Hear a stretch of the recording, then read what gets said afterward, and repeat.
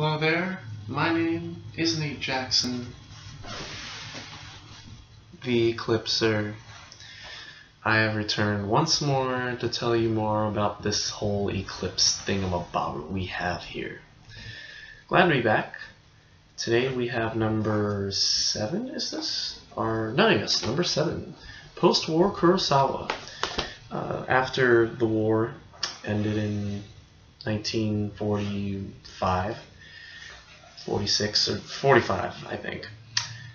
Kurosawa continued to make movies that were challenging.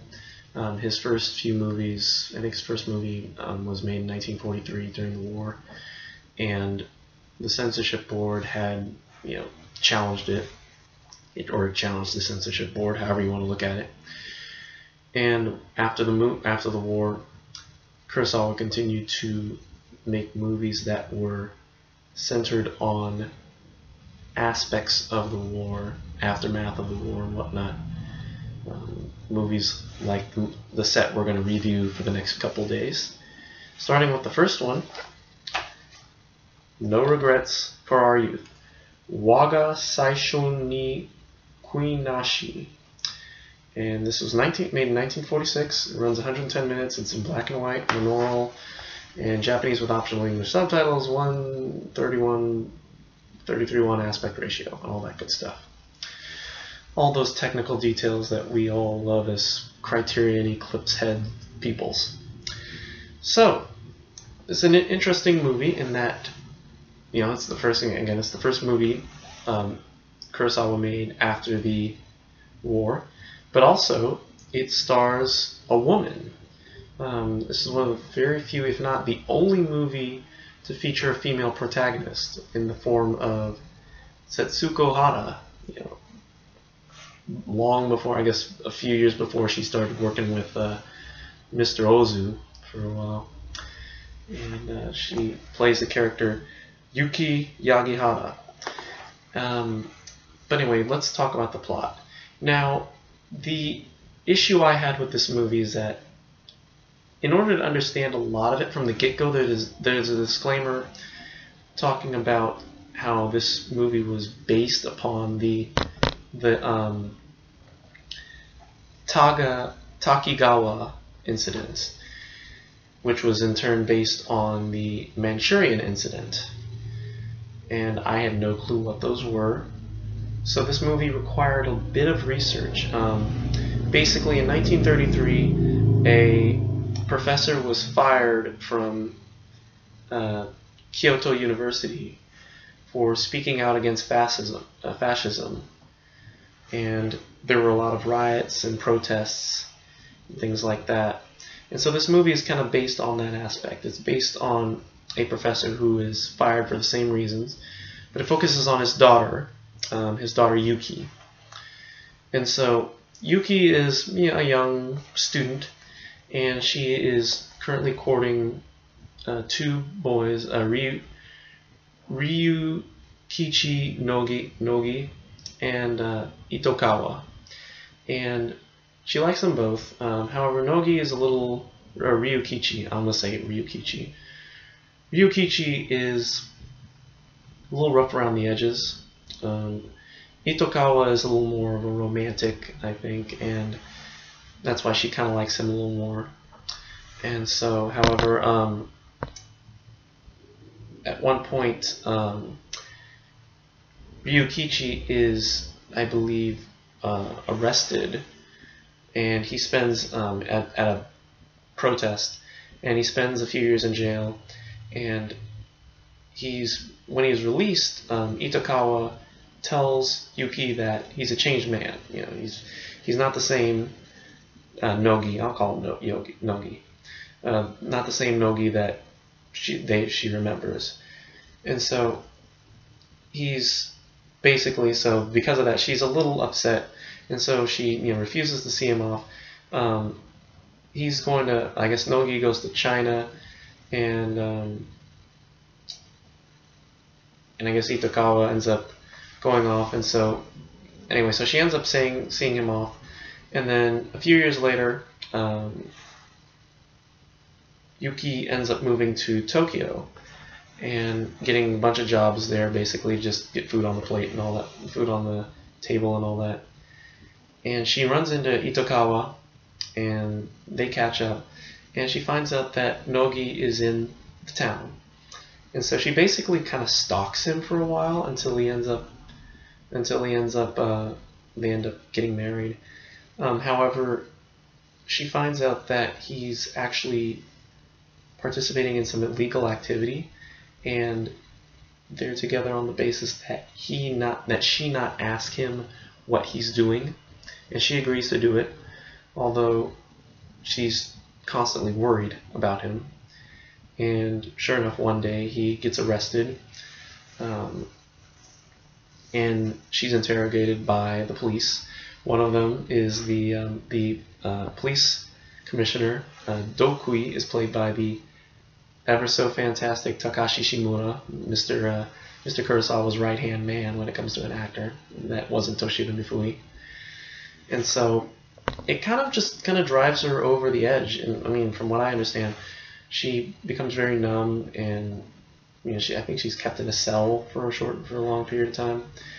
And Itokawa comes to her rescue and like bails her out. And Yuki's parents thank her, and Yuki's father, the professor, offers to speak on Nogi's behalf. However, Itokawa regrets to inform them that Nogi died I guess Nogi died in prison, and Yuki is heartbroken. She ends up checking out basically. However, when she comes to, she ends up visiting Nogi's parents, and they're of course crushed, and so she ends up staying with them and helping them with their rice field. And she works tirelessly and working through a fever. At one point she gets really, really ill. And so the day after they finish like the whole rice field, their crops are destroyed by the neighbors who leave signs like "spies go home," and because of their son's misdoings.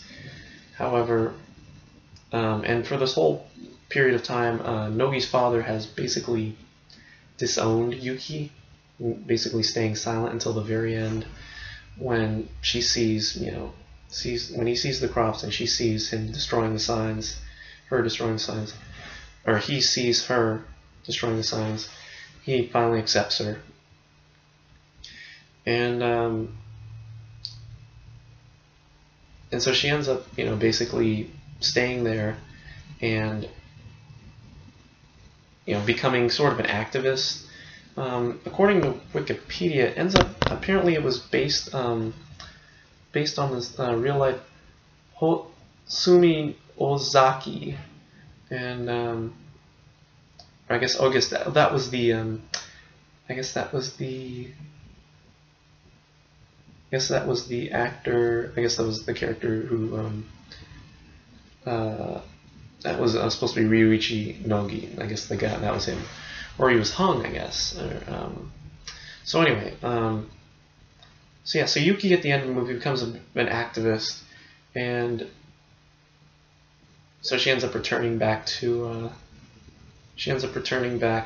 home to Nogi's parents and working out in the rice fields, And so that's basically the movie. So again, it was a little confusing at the beginning because I didn't know how much research I had to know, but I think in the end, the movie works even if you don't know a lot of the backstory. The movie is, again, very political.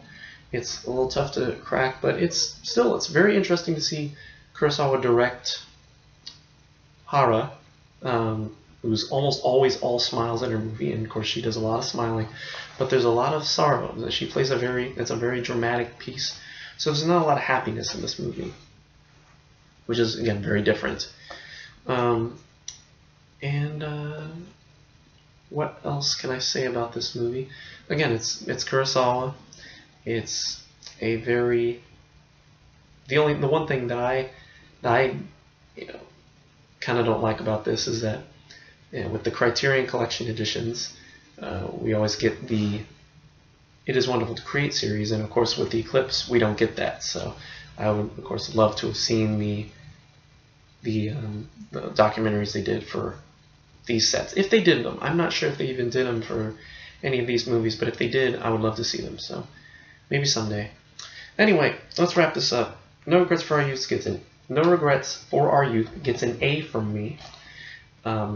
Albeit a little confusing in the beginning. I still thought that it was a strong work from Kurosawa, and I would recommend it for anyone who knows the history behind this movie, especially what was going on in Japan in the 30s. That's basically all I have. So that's all I have for that one. It's an A from me. And that kicks off our set. Tomorrow, One Wonderful Sunday. Saturday, Scandal. Sunday, The Idiot. And Monday, I Live in Fear. And that'll take us to the end. And then, and then we'll move on from there. And then, So anyway, that's it for me. Thank you so much. And we will see you all tomorrow for One Wonderful Sunday. And until then, goodbye.